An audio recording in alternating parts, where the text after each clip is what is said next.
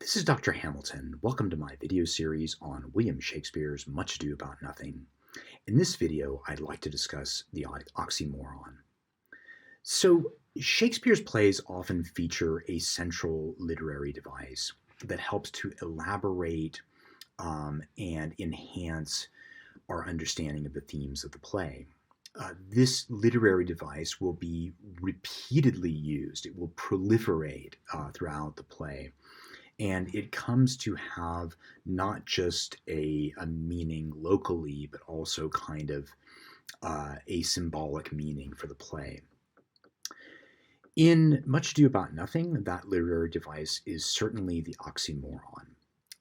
The oxymoron comes from the Greek meaning pointedly foolish, and what it is it is a ludicrous contradiction of terms. So we know that paradoxes are a contradiction, but they're a contradiction that generally has a higher, sort of more mysterious meaning. Whereas with an oxymoron, what is emphasized is the ludicrousness, the idea that these two things should not go together. The living dead, you can imagine it, right? But there's something sort of ludicrous and wrong about it. So, how are oxymorons used in the play? Well, Shakespeare uses the typical oxymoron, which I will call a verbal oxymoron for the purposes of this video. These are the oxymorons that we study in literature courses. So, we will discuss these word pairs: merry war, valiant dust, honest slander, all good, solid oxymorons, contradictory terms that are ludicrous, and we'll discuss them in more detail. So, but then Shakespeare will discuss, or he elaborates on dramatic situations that are themselves, we might say, oxymoronic. So there are dramatic situations that are involved in ludicrous contradictions. So he has a committed misogynist, a committed woman hater, Benedict. He believes that women are incapable of being faithful to their husbands. He literally says this over and over again. And he is placed in the situation where he has to defend the honor of a woman who's slandered for being unfaithful to her new husband. So how is that? How does that work out? We have a villain, Don John, who claims that he has nothing to hide. He's the one honest villain in all of literature, is what he claims. He has nothing to hide because he is a plain-dealing villain, when in fact he's engaged in plots and machinations and deception throughout the play. Two full different plots of deception, fully executed plots of deception in the play. We have a female protagonist named Hero, which makes us think of heroism in war. And she seems to die, but eventually triumphs, not by conquest, as her name makes us think, but through forgiveness, forgiveness of the male protagonist, Claudio. So we have a night watch, who are men. Their job, they're police essentially, and their job is to patrol at night and keep everyone safe. And they are men that are chosen for their incompetence, and they're given explicit instructions not to enforce the law. So this gives you a sense of just how important oxymorons, ludicrous contradictions are throughout this play. And so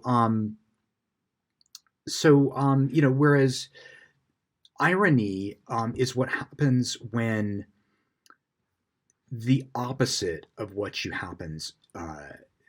expect to happen occurs. So we might chalk these up, these dramatic situations that are ludicrous and unexpected, under irony. I think that would be the normal move to do when you're doing literary analysis. But I think that it's actually more precise to call them oxymoronic in this play, because first of all, they're framed and echoed by all these verbal uses of oxymoron, as we'll find out. And second, because they emphasize the ludicrous, they emphasize the ridiculous, as oxymorons do, as these things that are happening but they shouldn't be happening. It's a farcical level of meaning there. So let's start off with an analysis of the verbal oxymorons in a play.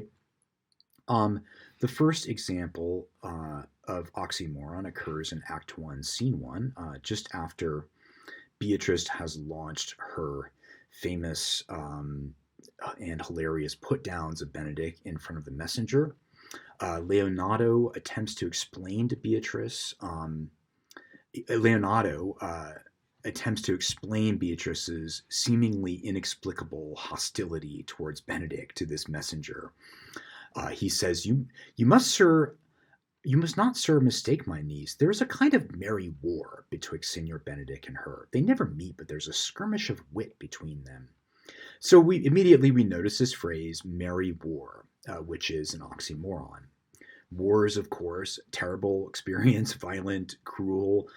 You would never hear a war described as merry. How can a war be merry? It's a contradiction in terms. It seems ridiculous. Well, it's actually, it turns out, appropriate to Beatrice and Benedict's strange relationship.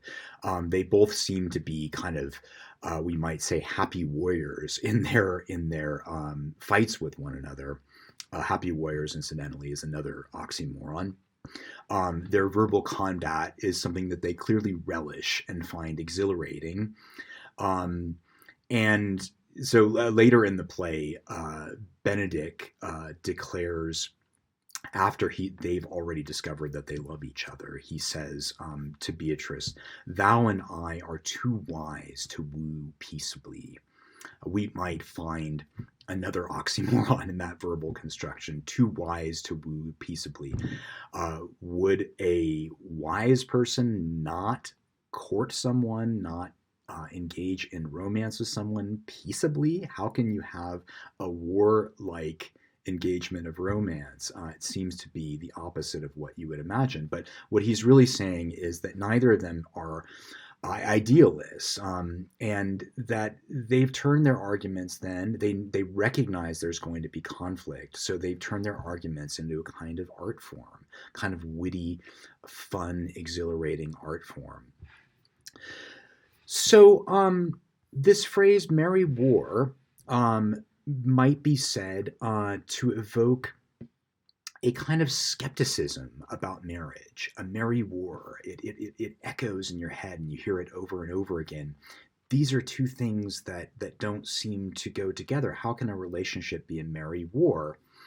And it makes you, since the play itself is quite skeptical of marriage and of love in general, the phrase merry war seems quite apt.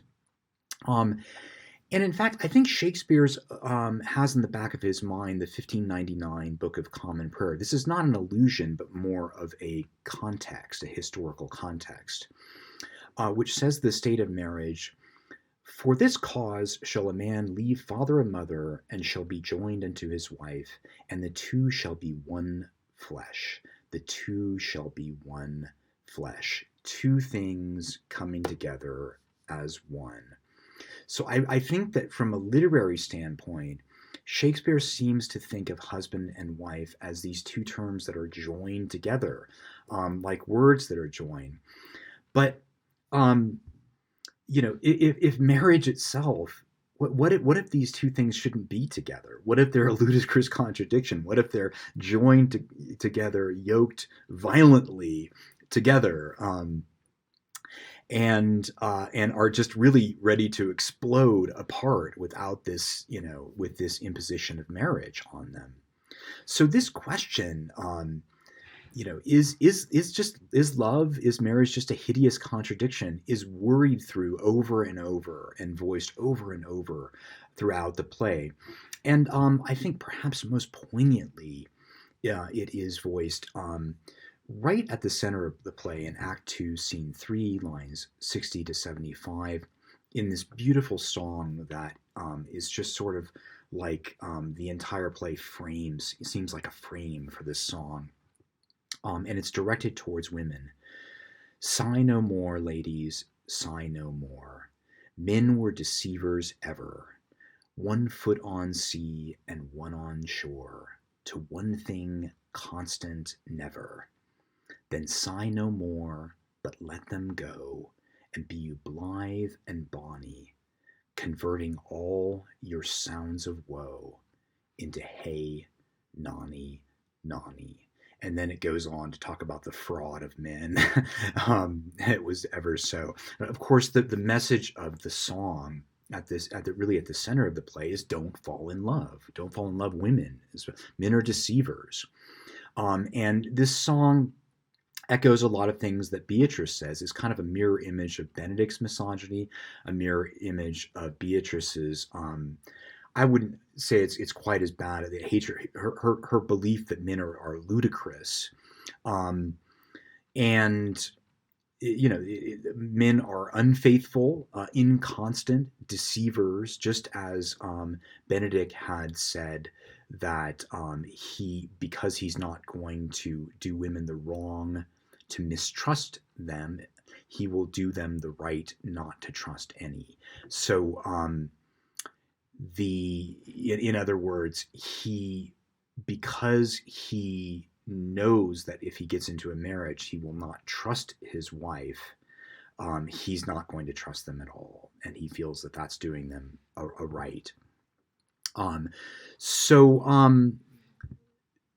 Beatrice herself expresses this wish to live single when her uncles are trying to coerce. They're commanding. They're coaching Hero at the dance about how she's supposed to behave with the prince, and Beatrice, has this, the idea of marriage comes up, and Beatrice expresses her desire always to be single. She declares that she'll be sent to the devil first for being a maid, for not marrying. But then the devil will kick her out of hell, and she'll away to Saint Peter, Peter who guards the gates of heaven, and she says, "For the heavens, Saint Peter will show me where the bachelors sit, and there will we live as merry as the day is long." So she imagines a place in heaven, a paradise, free from all of the strife and fighting of marriage and of love, and where the bachelors can sit and live in witty and clever, be in witty, clever repartee, and be good friends and be merry for the whole, for as long as, be as merry as the day is long. So this vision of self-sufficient, blithe, bonny happiness outside of marriage is incredibly powerful, is unquestionably powerful. And it really isn't seriously undercut anywhere, even by the love that Beatrice and Benedict later find. I think that this notion that love and marriage is an absurdity is one that's taken very seriously by the play and all of the complications that it leads to. I mean, the title of the play, after all, is Much Ado About Nothing, right? It could be a phrase expressed by either Beatrice or Benedict to talk about marriage and love. It's much ado, meaning much trouble, much concern, about nothing at all. And it could be a way that marriage, love is just simply dismissed. It voices that skepticism. And again, much ado, much concern, much strife about nothing is might also be regarded as an oxymoron. Why would you have a lot of concern about nothing at all? It seems impossible, right? So you can see how much these oxymorons proliferate throughout the play. So the next instance of verbal oxymoron we're going to discuss here, when Leonardo and Antonio are engaged in instructing Hero about how to conduct herself if the prince asked her to marry them. As I said, Beatrice talks about marriage and being single, but then she exclaims, in this send-up of marriage. Would it not grieve a woman to be overmastered by a piece of valiant dust, to make an account of her life to a clod of wayward marl? So here Beatrice refers to men using this oxymoron, valiant dust. How can dust be valiant or brave? And it seems utterly futile, right?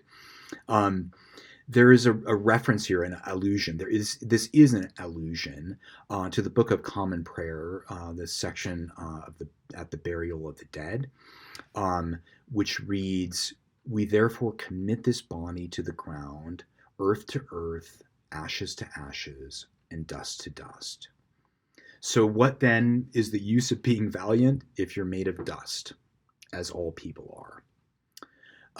So once again, as we said in reference to Beatrice before, Beatrice's oxymoron goes to the heart of male authority. And of course, it's the male authority that underpins marriage in that society. So you might paraphrase what Beatrice is saying here. If you go back to the wedding service in the Book of Common Prayer, she might be saying, for example, how is it possible that a woman, as it says in the Book of Common Prayers, we're commanded to do, can seriously, quote, obey her husband and serve him, love, honor, and keep him in sickness and in health for the rest of her life, when his boasts and pretension simply come to dust, as hers will? In other words, a ludicrous proposition, right? In Shakespeare's play Julius Caesar, there is the political assassin Cassius makes a similar complaint about having to serve an emperor. He says, "I had as lief not be as live to be in awe of such a thing as I myself." Why should I be in awe of such a thing as I myself? Why should I obey someone who's made out of dust just like me? So once again, the question is raised, is marriage something whose fundamental terms, like in a philosophical sense or in the sense of an ultimate truth, is impossibly ludicrous?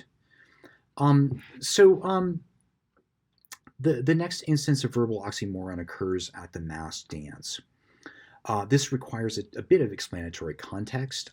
So at this moment of the play, Don Pedro approaches Benedick, who's standing off to the side, sort of nursing his wounds after he has been eviscerated, if you remember, by Beatrice, who cuts him down to size at the dance. And so Benedick is standing there sort of alone. Don Pedro approaches him, and we remember that Don Pedro's mission at the dance is to court Hero on behalf of Claudio, right? He does this, we remember, because Claudio is too insecure to court Hero for himself. At this particular moment, Don Pedro is flush with victory because he succeeded in winning Hero's hand in marriage for Claudio. So he's in a triumphant and self-congratulatory mood.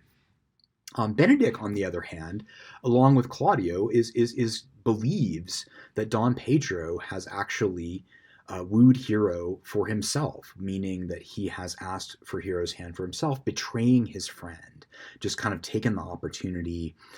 Maybe she was too beautiful for him to resist, and he saw that she was responding to him, and so he imagines that he asked her for himself. Benedick is completely wrong in this assumption, but it's a very, very interesting moment. So Benedick responds by criticizing Don Pedro and accusing him of undertaking what is called a quote-unquote trust on behalf of Claudio that has become a quote-unquote transgression, marrying Hero for himself.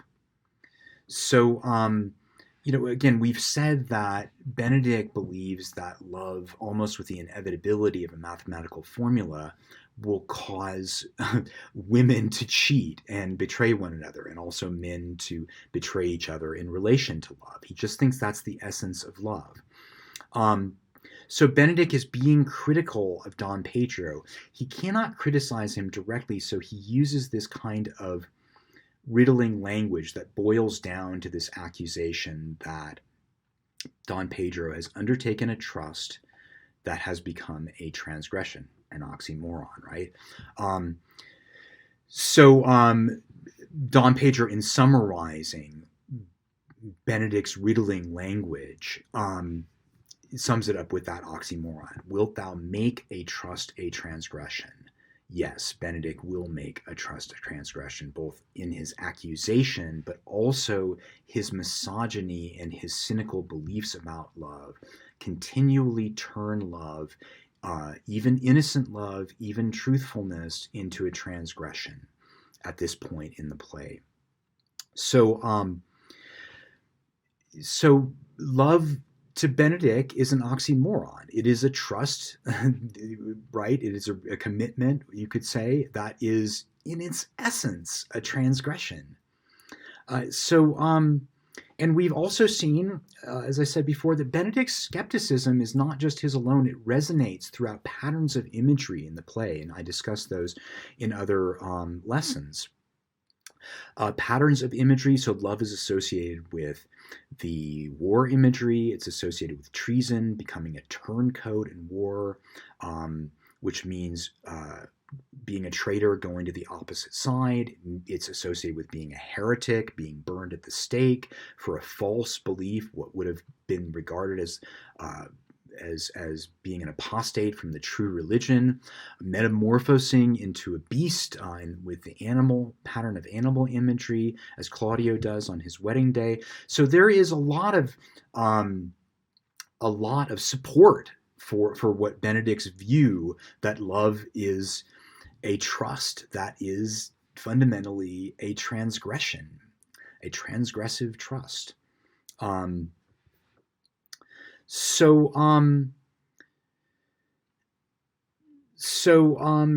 But here, what happens completely contrary to Benedict's belief, and a belief that is echoed throughout the play, that has support throughout the play. Actually, as you said, Benedict is dead wrong, and it's important that Benedict is dead wrong at this particular moment. He has misinterpreted the situation.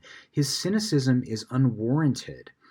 Actually, Don Pedro has been a good boy. He has done exactly what he was asked to. He courted Hero on Claudio's behalf, and he won her for Claudio. He did not get caught up in the moment or anything like that.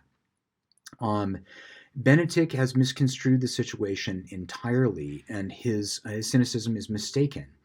This oxymoron, this use of oxymoron, it echoes the skepticism that we see in other parts of the play, but it also suggests something else, because it's wrong, right? It's not. It's on the one hand, you could the play with these allusions to a merry war, valiant dust, a trust that's a transgression. You could think that it lines up perfectly, but this one doesn't.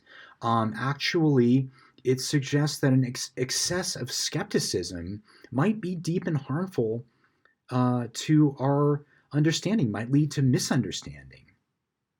What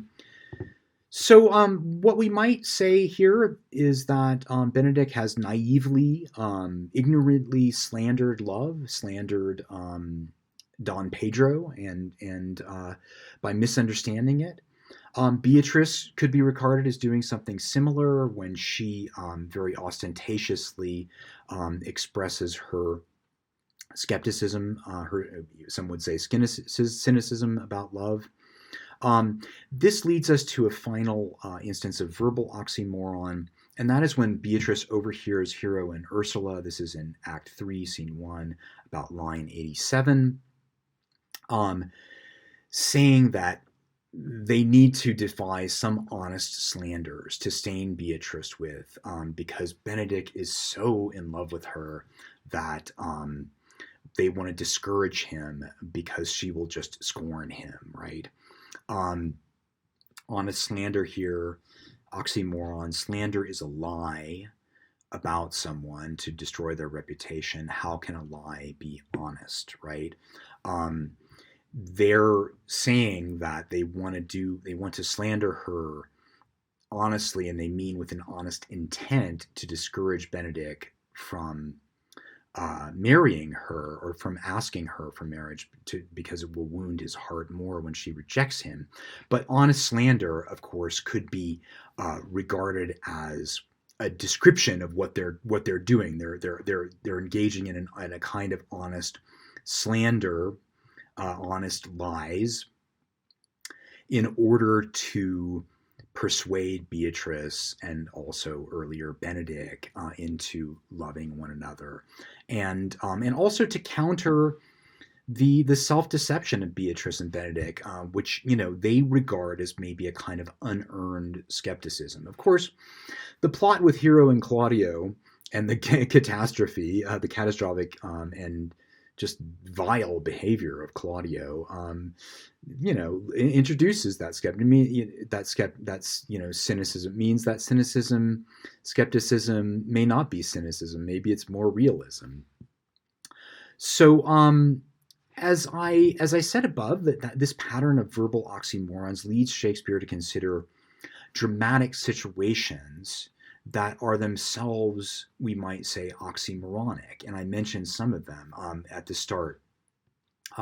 Benedict, the committed misogynist, declares his misogyny right at the beginning as a kind of philosophy of life, of how to be happy, is compelled to get into a duel with his own best friend to defend the honor of a woman who is accused of being unfaithful, precisely the kind of woman that he would normally, according to how his own belief system works, would always mistrust.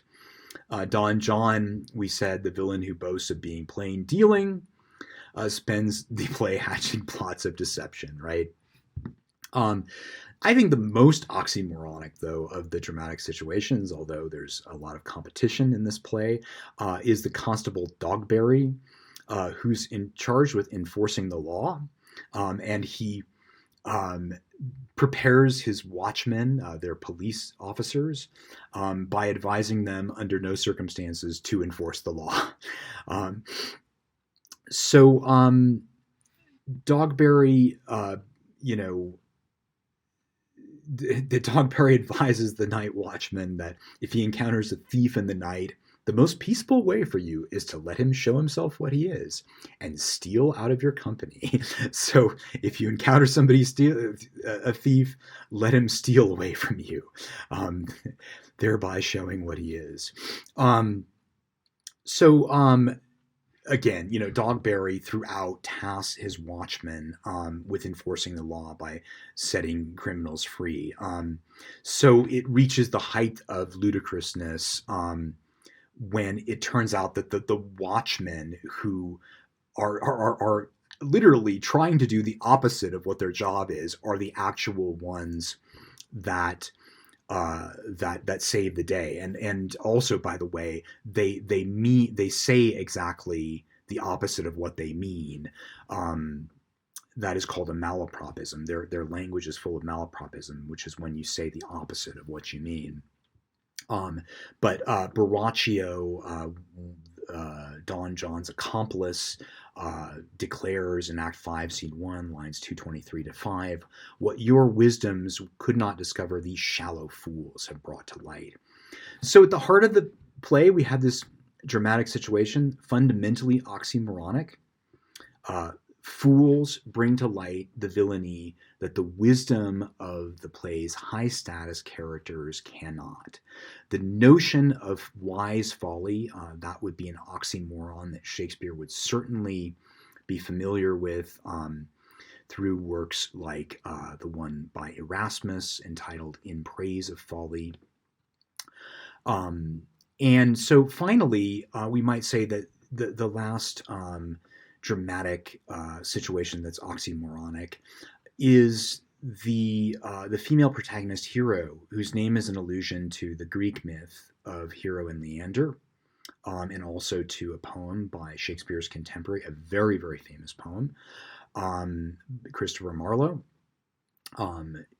But also, she makes us think of a conquering hero of a war. a hero is generally somebody who wins, right? Or who's decisive in a victory, right? And it's usually a victory. If it's war, it's a conquest. Of course, it could be sports, I guess. But what does hero's conquest consist of? It consists of forgiving the Claudio, the despicable and feckless Claudio, who has humiliated her and utterly unworthy of her forgiveness, in my opinion. But we might call this a conquest through forgiveness. And we might sum this up in an oxymoronic phrase. This phrase, incidentally, is not in Shakespeare. I'm just rephrasing what she does to show you how these dramatic situations resolve themselves into oxymorons. Conquest through forgiveness. So hopefully you can see from this lesson that this play is just proliferates with oxymoronic language, oxymoronic dramatic situations.